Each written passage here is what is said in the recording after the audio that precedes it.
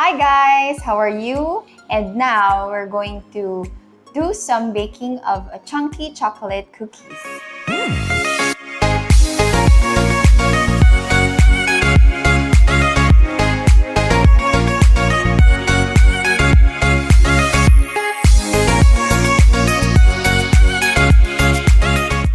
Hi guys, how are you? Kamusta ang mga buhay natin sa ating mga bahay-bahay? Ako, well, of course, I'm enjoying my stay at home with my families. Pero syempre, I keep myself busy, and one way is for me to be busy is to do a lot of things in my kitchen. And now we're going to do some baking of a chunky chocolate cookies.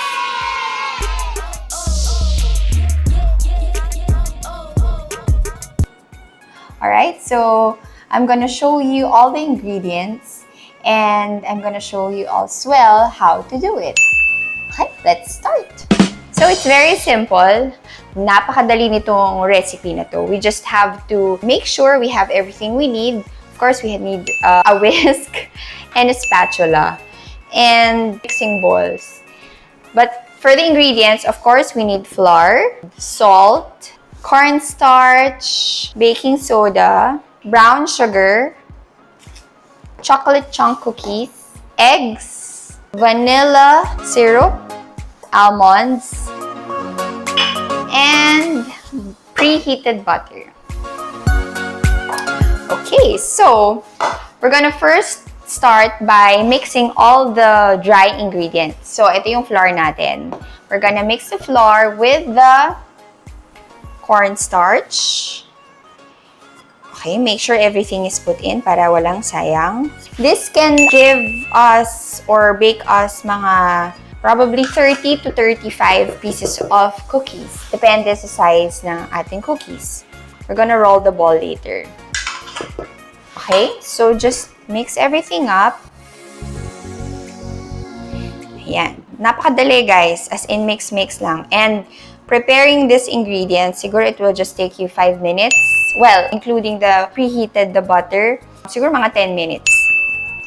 So we're gonna set this aside, dry ingredients, and now we're gonna mix all the wet ingredients. So pour in the sugar with the egg. And then mix. And of course, we're gonna mix also our vanilla. Okay, so just whisk it. Whisk. Carefully. Careful. So make sure, before you add the butter, since melted na siya, syempre galing siya sa range, you have to make it slightly cooled para hindi niya lulutuin yung iba nating mga wet ingredients. So you can wait for probably 10 minutes for it to slightly cool. So we are now going to pour our butter. So your trick in making cookies, if you want your cookies to be moist, you have to add more butter. And if you want it to be crunchier, syempre ang kailangan ninyong i-add yung ating flour. So that's basic tips lang for baking. So ganito yung magiging itsura niya. Okay? So now, it's time to pour in the wet ingredients to the dry ingredients. So, mix carefully from the inside first. You can also use a mixer, a stand mixer. But, syempre, kung gusto mong i-prove na baker ka, charot, i-prove na baker ka, you have to do it manually. I'm also excited to share with you some breads that I bake. And siguro next episode, I'll be sharing that. Pag ganito na karami, medyo mahirap na siyang i-mix. So again, mix it everything again.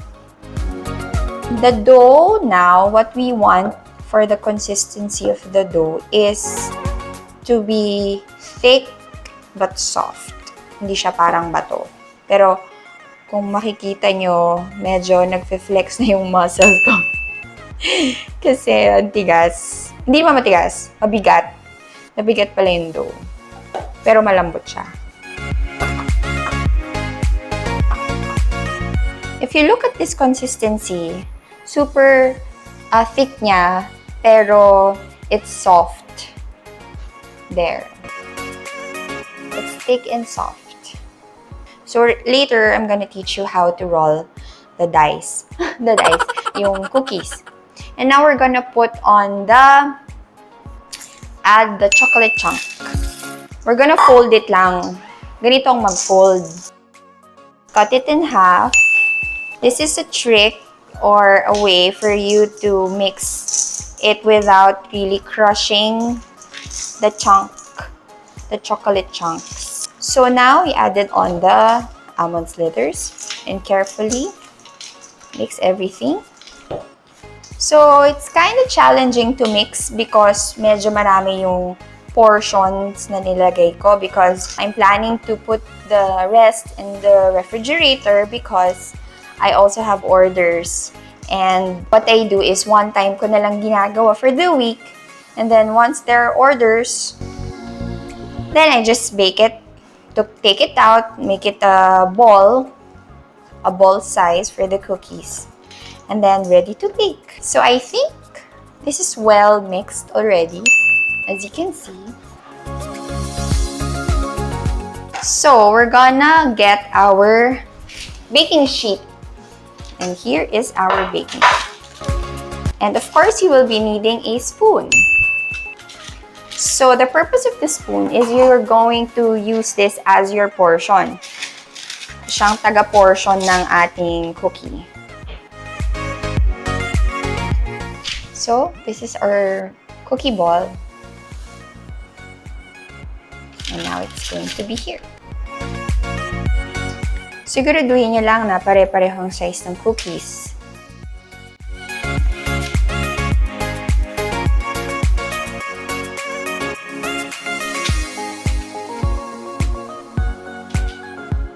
So here is our 12 cookies.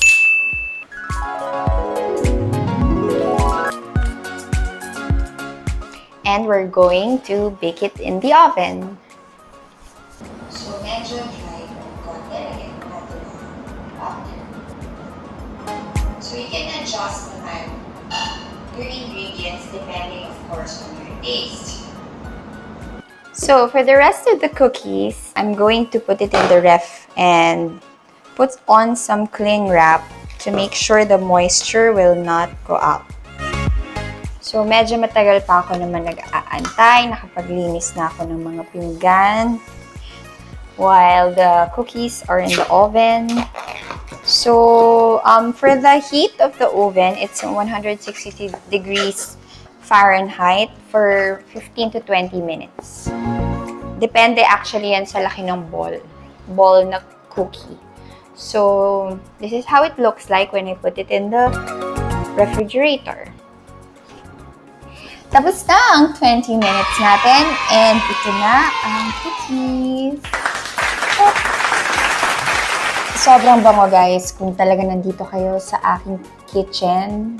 Talagang matatakam kayo. If you will see the cookies, medyo brown in color. Kasi gusto ko talaga siya medyo toasted yung outer layer. But pagdating sa loob is napakalambot. So, ito ang cookies natin. Tada! So, as you noticed, compared dun sa blueberry cheesecake vlog ko, sobrang kalat, sobrang daming laman. Pero for the cookies, very simple and very quick to do. So, I hope you guys can give me some comments and suggestions for this video. And let me know if you have other baking tips that you would like me to do or recipes that you want me to try. Okay? So, bye!